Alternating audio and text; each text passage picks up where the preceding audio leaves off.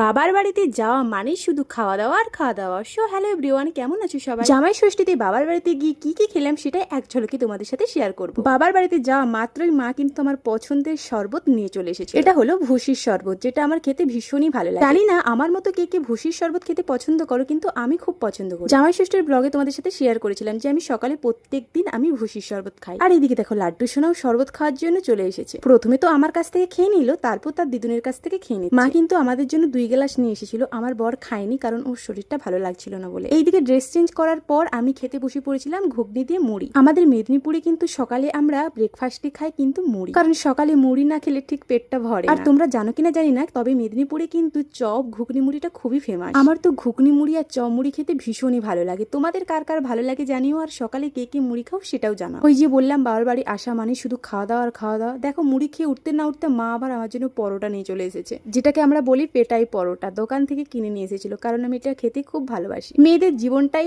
এমন, বিয়ের পর বাবার বাড়ি এলে অতিথি তো হচ্ছি, সাথে এত আদর যত্ন, এত খাওয়া দাওয়া, মানে কি বলবো, জীবনটাই আলাদা। আর এইদিকে লাড্ডু সোনাকে দেখো, আমি একটু শান্তিতে খাবো সেটাও আমাকে করতে দিচ্ছে না, কারণ এতবার মামা বাড়ি আসছে, দাদুন দিদুনকে দেখছে, তারপরও ওর চেনা হচ্ছে না। কারণ প্রথম দিনটা মামা বাড়িতে কারো কাছে যেতে চায় না, ওটাই আমার খুব বিরক্ত লাগে। সারাদিন যদি আমার কাছে বিরক্ত করে ভালো লাগে বলো? তাই এক প্রকার ওকে কোলে বসিয়ে নিয়ে আমাকে খাবারটা খেতে হলো। সরি গাইস, তারপর যে দুপুরে খেলাম, তারপর যা যা খেলাম সেটা আর ভিডিও করতে আমি ভুলেই গিয়েছিলাম। আর এটা ছিল জামা ষষ্ঠীর সকাল। ঘুম থেকে উঠে ফ্রেশ হয়ে আমি আমার পছন্দের শরবত ভুসির শরবত খেয়ে নিচ্ছিলাম, কারণ আগের দিন যা যা খেয়েছিলাম বললাম না, ভিডিও করতে আমি ভুলে গিয়েছিলাম।